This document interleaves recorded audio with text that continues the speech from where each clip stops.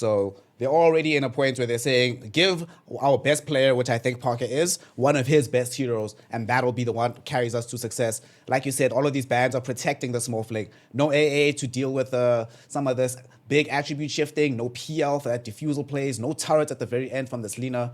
I like what they're doing. And unfortunately, though, I really like this Virtus.pro response. Marcy Undying, that is just so toxic as an opening duo, and therefore very, very effective. And it does feel like Infamous Gaming have often tended to do the worst when they have shaky laning phases. And it's been a long time since I've seen Undying Marcy not win you the laning phase. Yeah, I mean, both these heroes are traditionally, I mean, at least right now, probably like two of the strongest laning heroes in all of Dota. Also, with how Dota has transitioned, they're not just stuck in one role. Like Undying, we have seen it played as a core, we've seen it played as a support. Yeah. Similarly with Marcy as well, it can be a 4, it can be a 5. It's very good in the offlane. I've also seen it carry and mid, even though those two roles perhaps aren't quite as good.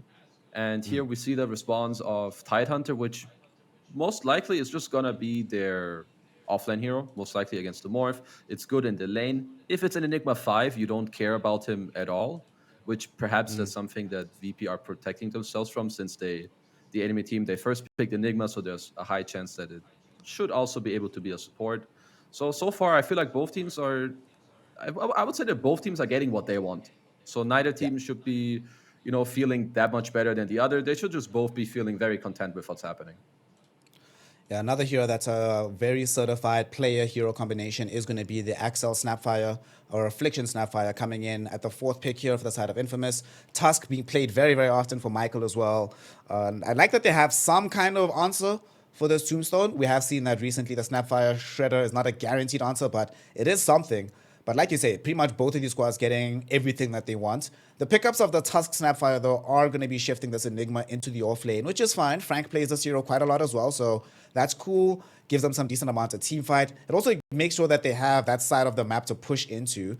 The question is, though, how do you feel about this? Because Infamous, they have, yes, some fairly large cooldowns on the Enigma and the Snapfire. Can they take advantage of the early roaming potential of the Tusk and force things to happen on the map, even if they don't want to be committing the big ults on their side?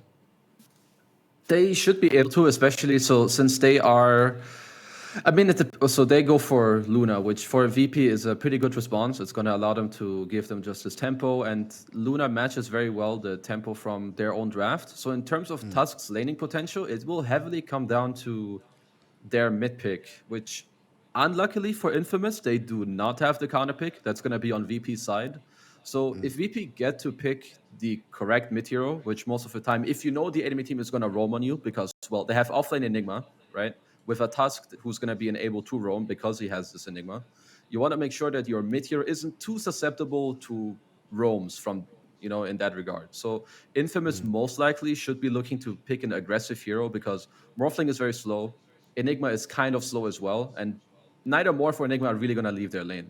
So you want a mid hero that the Tusk can roam to, enable, and then hopefully your mid hero can then later on help your side lanes with the Morphling, with the Enigma to free them up in the game. And then for VP, what they want to do is pick a mid that kind of shuts this down, where it's just stable, doesn't get ganked too much by the Tusk, and then just continues to play the game. Interestingly enough, though, VP have opted to ban out Disruptor, so they're reading that this probably is going to be, some mid-Snapfire for Leo style. Not entirely sure that that's the direction they want to go. I was going to maybe think, like you say, they need something that has more tempo, that can do more stuff on the map. And they're still doubling down on this. They're not going to be banning anything that has like normal mid potential, no silencer, no disruptor. So I think the big ticket is just removing silencers. I'm kind of surprised they went for the Leshrac personally. I thought they were going to go for like some Batrider or something with more mobility on the map. Why do you think Leshrac is the primary option? Is it just because they lacked push potential too much outside of like the Enigma before this pick happened? So I'm guessing that for them, they wanted a hero that can perhaps abuse the. So we're still not sure whether Snap is the offlane or not. I would assume that for now, Enigma is the offlane and Snap is the 5. Either way, this safe lane could be a little iffy against the Tide. But to go back to the Lesh point, I think they have a save for him with the Tusk, which is obviously good. With the Snowball, they have hopefully an Enigma who will build some auras for him. So that's good. Perhaps I would assume that they just wanted a hero that goes in, abuses the save, some auras, and then is able to make space for the Morphling. I'm not sure if Lesh was the best pick for them in this scenario, and I must say that VP's response is very good with the Invoker. Invoker traditionally is very good against heroes that want to run at you, at your towers, and that use their mana. On top of that, he can buy Vessel if he decides to go Quas Vex. Though Yeah. I have seen most Invokers lately, they go X-Sword with a Midas Rush. But I would assume that the Vex is a little bit better in this game. I would definitely agree that the Wex build would be better in this game. A lot of the Leshraks I've been seeing nowadays have been going this Bloodstone build without buying BKB necessarily, so EMP feels super strong against that with Tornado. I imagine the one bright spot about maybe going for the X-Swords is down the line, Kezu, my god, if we buff up this Luna, you know, then it's like with Alacrity, it's like, wow, she's going to hit like an absolute demon. But she generally doesn't need that additional help for being able to bring down the enemy teams. I'm hoping it's going to be the Wex Invoker, but even if it isn't, still feels like a decent enough matchup into this game. The question is, well, how do you feel at the end of the draft? Who's winning? Who has won the draft? Which draft makes more sense together as a cohesive unit between Infamous and VP? So I do think that both drafts are very playable and they have like their individual timings. I would say that I would feel a little more comfortable playing the Virtus.pro draft. I feel, so their lanes are going to be very stable. There is the only thing that VP need to watch out for a little bit is this mid-game timing. I think that's another reason perhaps why the Leshrac was picked. The first three heroes that VP have, they don't deal damage that fast. Tidehunter, Undying, Marcy, especially with that support duo. Leshrac with a good timing and, you know, some snowball save, a Wraith Pack behind him, he might just be too durable at that moment in the game that VP need to respect it a bit and chill. Because if they fight into it at the wrong time, I think Infamous could definitely take over the game. Infamous have come through with a draft that can peak very highly in the mid game and still has some potential and currency into the late. But of course, VP will be trying to make sure that they never get to that point. So let's figure out which game plan is going to succeed the most in game number 1 between Infamous and Virtus.pro here in the last chance qualifiers. Winner of this gets a much needed boost to their confidence, given that it makes the road towards qualification that much easier. The loser, well, hope you're a resilient squad. Hope that you have eaten your breakfast, that you're feeling good about yourselves. Before we get into it though, Kezu, most important thing, predictions, fam. Let's talk. Time of first tower destruction. Where are we going? I'm gonna go, I would say 8 to 10. 5 to 8 is a little too early. Even with Leshrac, that's still a Yeah, bit too I soon. think even with that, it's too early. Highest net worth, obviously Morphling. Well, maybe Luna actually, if the game goes. I would say Luna. If we predict VP to win, we have to put Luna here. Okay, that's a smart thing to say. Play with the first triple kill. This should be the Lesh in this game. Yeah, it's gonna be Luna or Lesh. I'm gonna go with Lesh as well. I'm going Lesh. And then longest kill streak. So basically the player that's not gonna die this game. You'll probably have to go Invoker or Luna, Invoker. depending on how they go out. I'm gonna say Invoker. Alright, cool. Hey. Got the predictions, boys. We got it, boys. Now let's see if this initial fight over this bounty rune down bottom is gonna turn into anything. Everybody's posturing here, but does seem like VP will win this posturing war. In fact, they're gonna win it on multiple fronts. It's gonna walk away with 3 bounties overall. It's not as game-breaking as it used to be, but this never feels good. Your first game in the last chance qualifiers, you give away 3 bounties. That's not a nice feeling. The only thing that should make them be slightly more content with it is that they have 2 of the worst level 1 heroes with Enigma and Morphling. So it's a good job by VP here to just, you know, go aggressive and, you know, already from before the game even starts to understand what the enemy heroes are good at or what they're bad at to try and abuse it in a way. They also de-warded the mid ward, and you have VP swapping their lanes to match this tide against the Enigma in the lanes, which could be pretty good, but down bottom already. Yeah, they're gonna try to bring down Hakoda. He's gonna end up being the one that gets punished for this movement. They set up as a tri lane to get that kill, and they will succeed in doing so. Parker grabbing the first blood on his signature Morphling. This is exactly the thing you didn't want to see if you're a fan of VP. Parker getting off to a good start on this hero. Let me tell you, Kizu, this is terrifying. Even squads like Beast Coast, Thunder Awaken, squads that regularly beat out Infamous, oftentimes just ban out this hero. And looks like they're just going to be playing a straight tri-lane into tri-lane down bottom to try and keep pressure out on the Morphling. Okay, I think this is this goes back like to the draft. There you can see like why they picked the Tide. I believe that there was already a very high focus on, okay, we want this hero to be where the Enigma is. So if he's 3, then we put him there. Bottom again, Parker taking a lot of harassment. And this tri-lane as well, Luna is one of the best tri-laning carries and Morphling. So Parker, as you said, his Morphling is very good. And I have seen his pub stats on it too. He plays it a lot. He has good success with it. He has First Blood as well, but Morphling does not like to be tri-laned at all. This hero wants a lot of experience, and well, when you're tri-laning, you're not getting that experience, my friend. Yep. And given the nature of the heroes that he's playing into, his supports can't even reliably leave him to get some experience. Because they can do stuff like this. Yamich getting the jump onto Affliction. Regrettably, they don't have the level 2 available, so can't dispose him into more danger. But those exact mechanics means that Parker is going to need his allies around him the entire time. Doesn't necessarily have the option of telling them to go elsewhere.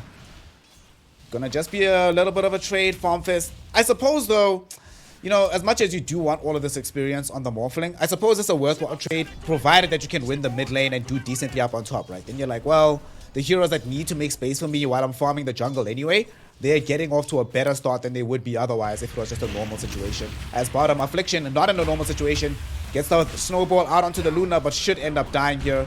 They even commit the tombstone for this one. Going on to Michael's, gonna try to get away with the fire snap quickie, not allowed to do so, as Ramses claims the double kill on this Luna. Oh boy, things now. You were mentioning how they are already in a situation where they're putting pressure on the Morph through experience. Now they're gonna put pressure on him through golden kills as well in this bottom lane. Yeah, this bot lane, it's hard for them right now to make any adjustments. Even if they don't do well in this lane, which they're not supposed to, Infamous, you know, they're gonna VP, whenever they go on them, they're gonna just use their spells, drop the tombstone, and Infamous don't really have the best counterplay. One of the best things you can do right now is just to hold the lane to mid. DPK is taking a lot of pressure. Yep, a lot of pressure, it turns into a death. And we were just talking about this just now, that Parker feels okay with the circumstances, provided that the rest of the map is going well for his squad, and Leo style getting a solo 1v1 kill into this Invoker. This top lane between Frank and DM is probably just going to be a wash at the end of it. These two heroes can pretty much only trade farm against each other for quite a long time, but how on earth did that kill happen in the mid lane, Kezu? That's, well, I guess people are...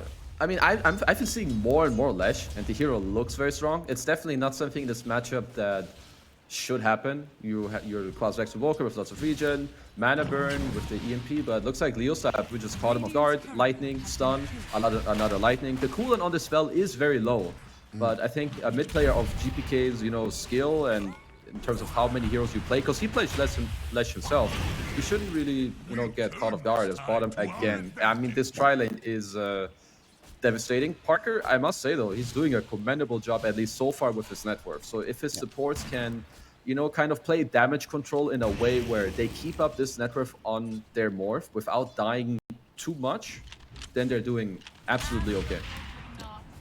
They will not be too saddened by the state of affairs. Sure, you lose Affliction, but whatever, somebody has to die. And does seem like it's their 5 position playing the Tusk this game rather than Michael their 4. But Michael, speaking of him, is going to end up losing his life down bottom. Man, this Marcy Luna combination down in this bottom lane is just so toxic to deal with. Most of these Marcy lanes are anyway.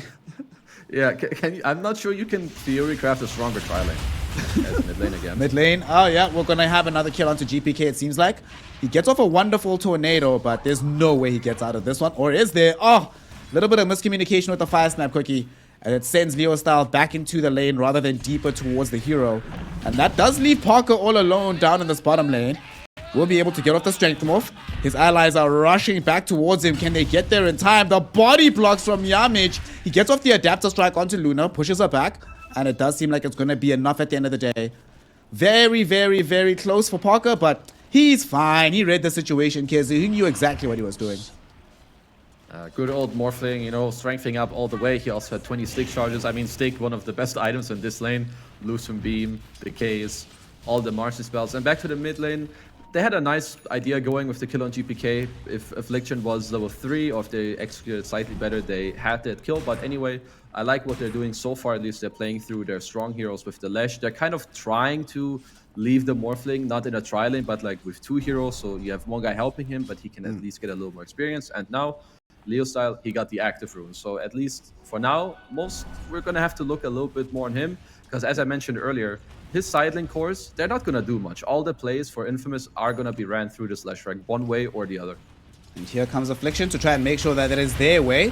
This time he does have the level 3, so able to find the eye shots. Fire Snap Quickie holds the Invoker in place.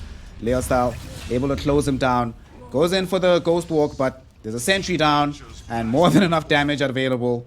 and they will be able to find that kill. In the meantime, Parker will be forced to play more safely down in this bottom lane as a result of this. But without the Marcy, who was forced to respond middle to try and save the Invoker's life, he feels pretty okay with the situation. Everything's cool.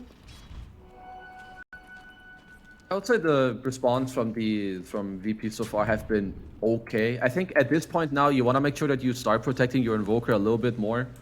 Make sure that perhaps you can de-ward the Radiant Ward in mid, as never mind, they don't even have it, or perhaps they killed it. But I would like one of the VP heroes to maybe mirror one of the infamous supports a bit more, so that if they're not 3 bottom, you don't need to be 3 bot either, unless you're looking to take the tower. Because GPK there, if he has a body with him, he should be living. As in mid, we have another little dive, perhaps. A little bit of a jump happening, and they are going to be able to throw back Michael. It is just going to be a support kill, but they'll take it. If they get it is the thing.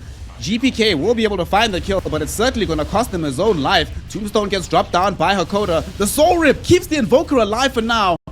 Parker got drawn towards the mid lane, but primarily here to deal with the Tombstone as Marcy disposes the Leshrac. Do they have the damage to kill? Yes, they do. Lesh is down, but GPK might end up following as they bring in Parker with the Snowball. Tornado able to throw them both back, so no kill happening in Revenge. Goes 1-1. Marcy gives up her life for the cause, but a well worthwhile cause. Actually 2 for 1 because they also lost a Snapfire earlier.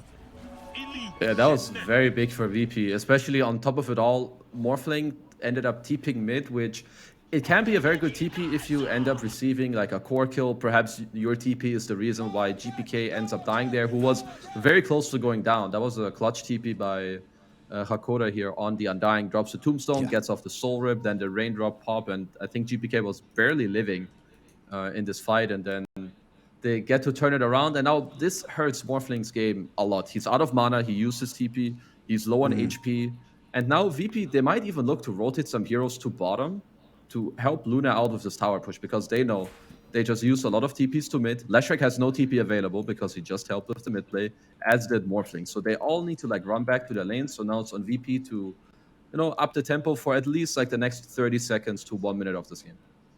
Yep. This is a pretty great timing for them. Ramsey's already setting up to try and get some aggression out on this bottom lane. Let's talk about the one side of the map we haven't really discussed all that much. As we do see, Ramsey's getting slowly but surely closer towards having the D-Lance. But this top lane, we haven't really spoken about it too much. We knew it was going to be kind of boring, kind of a wash. Enigma versus a Tidehunter. These two heroes don't really do all that much. We did see an attempted rotation from Leo style top. He got countered out by the Courier, funnily enough, moving against them. But is it time just yet for either of these squads to try thinking about making these moves to the top lane to enable their big team fighters for later? So pretty much it's the same game for both teams, where it's only the mid laners primarily who can do something. So if you have Tide and Marcy top, it won't be enough. But if you put Enigma Lesh into the Tide, he can die simply just to a black hole if no one's around him. And it's basically the same story for VP with the Tide and Invoker. A lot of it is just going to depend on lane positioning. And I think now that Lesh died without his TP ready, I don't see him making a move to top right now, but rather perhaps around like the 10-minute mark. And similarly for GPK, right? He's very low on HP right now. VP's best move in the next 1 to 2 minutes should be for this bottom tower. I would love if they put more emphasis on this, as I touched on before, perhaps around the Undying there, the Marcy. If Invoker reaches up, it's enough for him to only angle to the area. Like, he doesn't even have to fully commit, but just like push up mid and then start dancing towards the Radiant jungle. And it could be enough to even open up this bottom tower. That certainly makes sense. Once this bottom tower is open as well, a lot more space to play with. If we look at the minimap, the kind of vision that they've placed out signals their intents to play around this area. So would not be surprised if that's the immediate next move that they end up making. There's also a little stack ahead of one of those wards, so they can try and steal that away for themselves as well. The vision control for Infamous, a little bit more spread out, but I think it just tells us about their game state right now. They're happy with how the laning phase went for the most part. They don't feel a massive need to make big aggressive moves, but that can end up biting them down the line. But obviously, you did mention earlier that their big spike is deeper into the game, not right now, so they don't have to worry too much. Should they be worried a little bit, though, about falling behind in the net worth? A 2k gold lead is not insurmountable in the first 10 minutes, but it's not a nice thing to see either, if you're on the side of Infamous. Yeah, no, I mean, definitely not. The only problem for them is, right, you have this type of draft where you're really, really reliant on your mid player to make all the moves, and he is I mean, I wouldn't say he's counterpicked, but, you know, there's some annoying heroes for him to deal with the Invoker. So Leosile, obviously, he's having a very good performance so far with the solo kill. And now, yeah, you're 2,000 gold behind. If you don't see a good move right now for Infamous, it's okay to wait until level 10 and let your supports get in the game by, you know, perhaps the Snapfire can take a lane into a tome, then you get his ultimate, and then suddenly the game can change a bit. Now you may have enough damage to kill the Tidehunter, to kill the Luna, and then go from there. Bottom lane, Michael and Axel had smoked up, but was scouted by the Observer Ward. Yamich went to break it, but Yamich will also get caught out by Frank. Oh no, what? Fire Snap Cookie doesn't stun him and he's able to rebound away from danger. This has drawn the rotation from the Enigma. I mean, he's primarily here to just stop the push. He knows the aggression is coming into the tower, but now they also bring down the DM. They have access to the Ravage. The question is, can they get close enough to be able to trigger it out? From the mid lane, GPK is also coming in, moseying on through the jungle. He's gonna come across some of these targets. Rebound will catch out onto Frank first and foremost. Black Hole will come out, cancelled almost immediately. DM has Ravage at the ready, doesn't even need to use it. They've already brought down Frank. Michael will follow him into the grave as well. And somehow, some way, committing 0 ultimates, they get a resounding win down bottom and force out the usage of the Black Hole, and they're gonna get the tier 1 tower. Pretty much everything VP could possibly have wanted in these 90 seconds is about to be achieved. Yeah, there were a lot of like micro plays that went their way, which was very well done by VP. First of all, the aggressive Observer Ward, it scouted the smoke. Yamich breaks it for his Luna so that he can play there. Then he gets the rebound all the way away. Tidehunter TPs, which is very nice in response to Enigma TP. Then they use the lane ward they have behind the tower to get the aggressive kill. And then, as we touched on earlier, GPK, he rotates from mid to bottom, and they get clean kills and now the tower. And once again, when you die after TPing as a core, it feels very bad for your game, especially when you're playing these static cores that can't really move around too much, which we have touched on already, right? With the Enigma, the Morphling. You want to stay in your lanes, get as much farm as possible, then go to the jungle, come back to the lane. Any disruption to this is really hurtful. So right now, VP, they should be feeling very confident. Luna has a good timing. Basically, every core on VP side is happy. Perhaps GPK, you know, not as much, but now that he's a Quasvex Invoker with a Luna that's snowballing and he's building Vessel, he already has a lot of purpose, even if his individual game isn't, you know, skyrocketing. And to make matters worse here, we also have the situation where they're taking the tier 1 with no apparent trade happening on the other side. So they get access to the additional map space to play it on bottom. Morphling gonna need so much additional help up in the top lane, and because they know that they have still Ravage in their back pocket, it's kind of difficult to commit. They're gonna have to overcommit if they want this kill top. And now we see the 3 heroes, 2 of them being cores, have made their way to the top lane. Do they try and defend this one? They have Ravage at the ready. Leostyle wants to try and scout things out, but nope. Hakoda's out. He's just like, bye, I'm gonna join the rest of my squad who are actually pushing middle right now. That seems like a more worthwhile use of my time. It was a good timing by Infamous, I think, to try and take out this top tower before Tidehunter ends up having mana plus his TP ready. I think his TP just got back off cooldown. But, you know, VP instead, they're like, okay, we need to give up the top tier 1, but let's just go to mid and apply some pressure in this lane. Let's kill Michael first. And with that Snapfire being gone, that opens up the space for the tier 1 tower. We've got a Siege Wagon as well with this one, so there's absolutely no way that we don't get this bad boy down. DM does have a little bit of mana, but definitely not enough to be able to cast off the Ravage, so needs to bring in some clarities or something. Doesn't seem like they'll need it though for the tower to be taken. Pretty good moves all across the map here for the side of VP at the moment.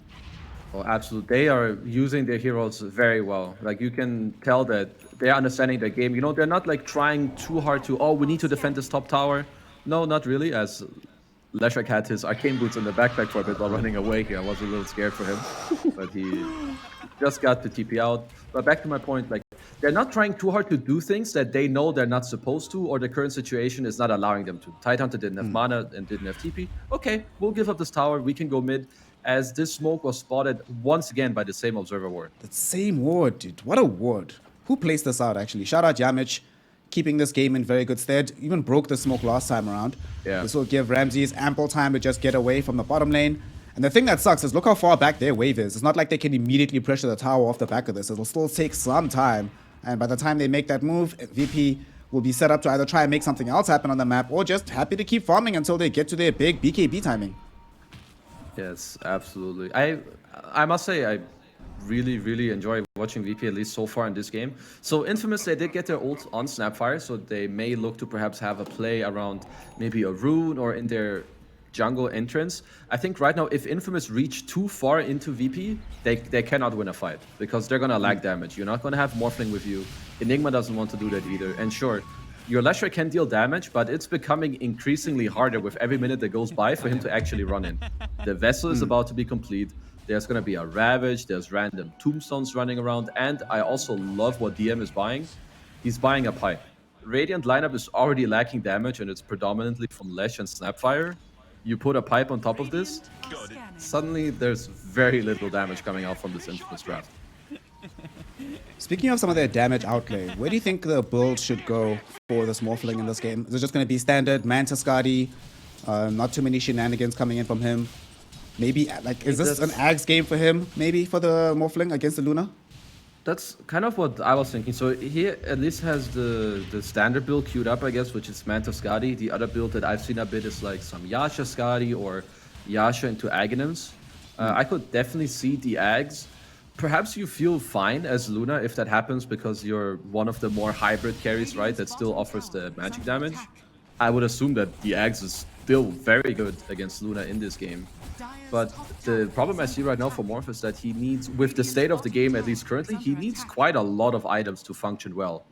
Even if he gets Mantis Guardi, he probably wants a BKB so he doesn't get owned too hard by like a random Ravage or Anchor Smash. But looks like for now he's just gonna go Mantis Guardi and then try to man up on the Luna as GPK found Leo Style up top. Found Leo Style. Leo Style doesn't have a Force Off, doesn't have a BKB, no defensive items really. They still can't catch him just yet. And GPK, will he get him with the Sunstrike? He will. Not enough damage to kill with the strike, but enough damage to follow up with the right click.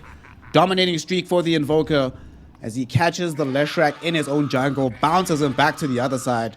It's one thing, you know, you were saying about how Parker needs a bajillion items in order to be effective in this game. Feels like Leshrac is in a similar boat, right? You need this Bloodstone. You absolutely cannot play this game without BKB. You want some kind of maybe bots or Force Off, some kind of additional mobility item down the line. It feels like it's not the easiest game, the way things have started, to be able to itemize, to get to that mid-game spike that they need at this point.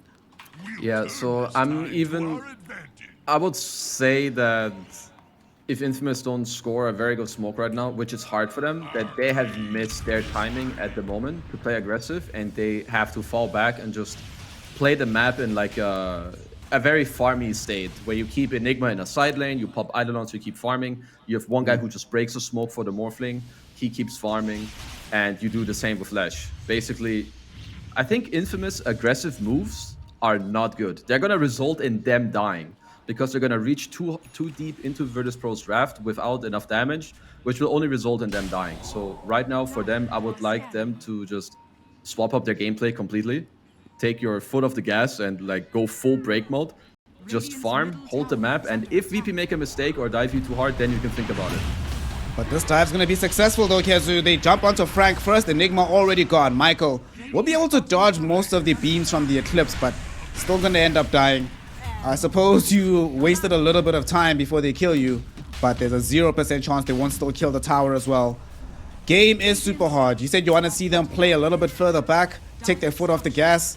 Well, sometimes you're hiding behind your tier 2 tower and it's still not a safe place to be. No, VP are not giving you, any breathing space to, well, either A, think about what you want to do, or B, play slow. They're not gonna allow you to farm. And so far, like just from these 15 minutes, VP are looking not just dominant, but also confident. They know what they want to do. GPK's rotation, even after losing his lane, the 1-2 bottom, fast, quick, snappy, goes down bottom, gets a double kill. And now here too, they know that Infamous, they don't deserve to farm this map too much. If they want to farm, sure, let them get some gold, but make sure that they lose the map. Start pressuring this tier 2 tower, stack your Ancients, you're getting close to the blink on Tidehunter, and I think then Virtus.pro once again will look for a smoke to go aggressive and shut down the map even more than they already have. So just as a juxtaposition, the Tidehunter just picked up a Blink Dagger. Luna just got her BKB, so massive power spikes for the side of VP. Erstwhile Infamous, still very far from a BKB for the Enigma. Still very far from any real item that feels like it changes the state of things, right?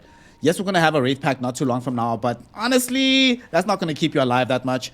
Parker has a Yasha available. Does seem to be going into the Manta style. Hasn't arrived just yet. So not really feeling in the most capable spot either. Just all across the map, just feels hard to play at the moment for Infamous. And they throw in the Morty's kisses through this mid lane. Very surprising Marcy, there from man. Michael. Yeah, this is Marcy. He's kind of toying with them at this point. You can tell that a little bit of like, you know, they're starting to feel really bad. Infamous also maybe in the state of, well, I haven't used my spells in like 7 minutes, so can we just, you know, like try, get it done. If they connect their spells on Marcy, he will probably die, but you know, Virtus.pro, they don't care even if he dies. Now they go for the Roche. They have Tombstone, they have Marcy, very good Roche heroes, and now Luna, on top of all the timings you pointed out, he now has an Aegis. Yay! Or will he?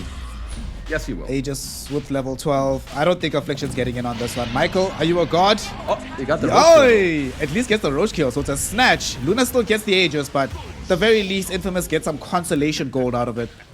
Yeah. Still, though, they end up with the kill onto this Tusk. Something interesting I want to talk to you about this Tusk, right? We'll talk about it in a second. Is there a fight here? No.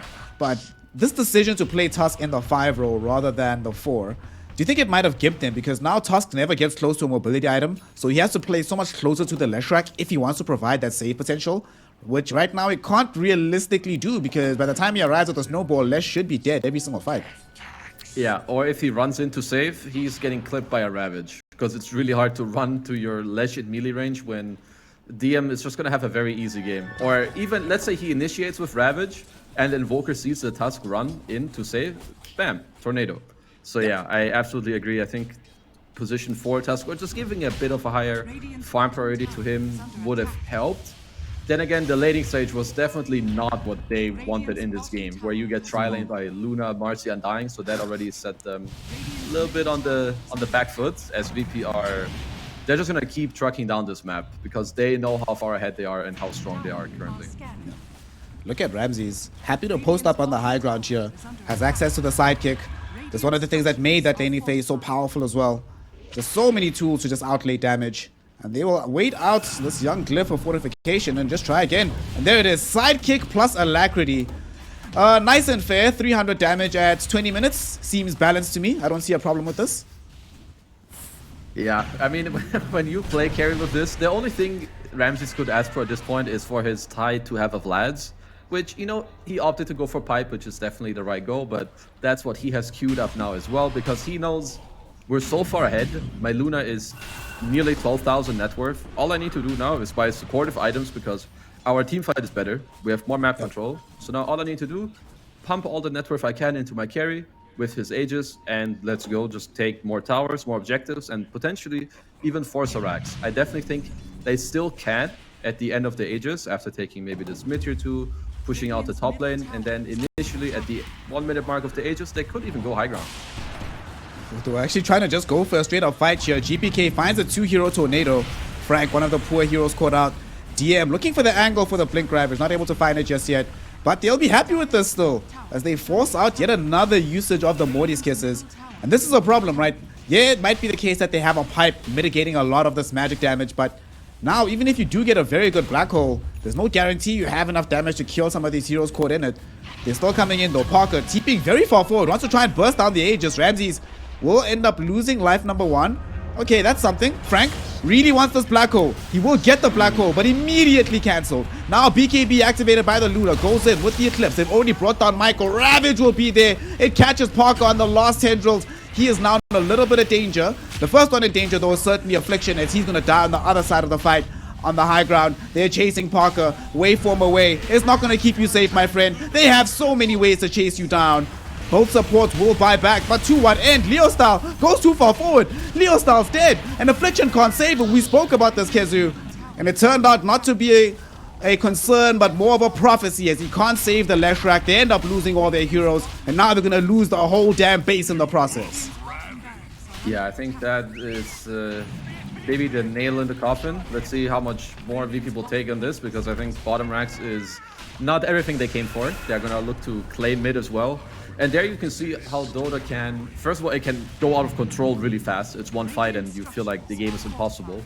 Because so the initial play from Infamous was kind of cool. They got the Aegis from Ramses for free. He still had like 2 minutes left. But then when you make one small decision that is bad or incorrect, whatever, you know, you feel bad.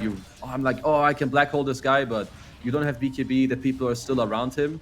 Like this little switch from just killing the Aegis and going back or overcommitting made like a 7,000 net worth difference in 1 minute. Because the initial play was good, but the follow-up wasn't amazing. I mean, it's also like you're talking about just now. The fact that Frank, that was what, the second black hole this entire game?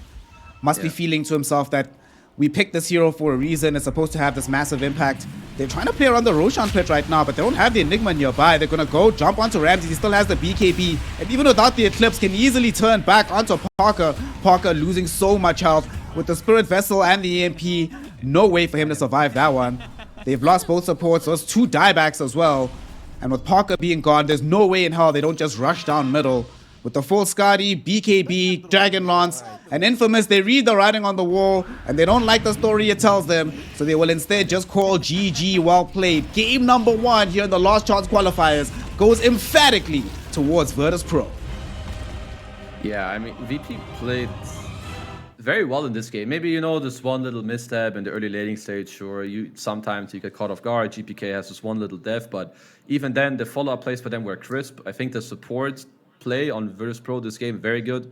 Yamage, nice rotations, nice warding. Also very smart by them with how they placed their lanes with the aggressive tri-lane. And yeah, I mean, they just set the tempo from like 5 minutes on until the very end. And Infamous they couldn't match it. Given that like a lot of this did come from how the game started, right? You mentioned this tri-lane. I think the tri-lane in particular is where things got really, really iffy. Mid went very well for Leo style, top kind of a wash. What could they have done differently within the tri-lane? Did they have to try and go for a lane swap of themselves? Is there a different way they could have approached the game to try and make sure that Virtus.pro didn't get off to such a strong start? It's definitely a little bit of a weakness when you have these 2 heroes in the core role with Morph and Enigma, because they are very susceptible. Like most heroes can solo against Enigma, at least when you have the counter pick. Most carries can tri-lane against Morphling at the same time as well, and they had 2 of the best tri-laning supports. So if you're Infamous, sometimes you end up in this with the draft, and then you need to make the best out of it. So you need to be aware. Perhaps they can smoke out early, place an aggressive observer to see the tri-lane coming, and then just like try to put the Enigma against the tri-lane with a support, like slow down the Luna's levels and try to dodge the matchup. Because I think it was just deadly for the game. Not only was it bad for the Morphling, it was good for the Luna, and it furthermore enabled the supports from VP to play very freely, right? Because when you win the lane, Marcy is like, yeah, cool, bro. You can solo here, I can run around, do what I want, and then his game is super easy.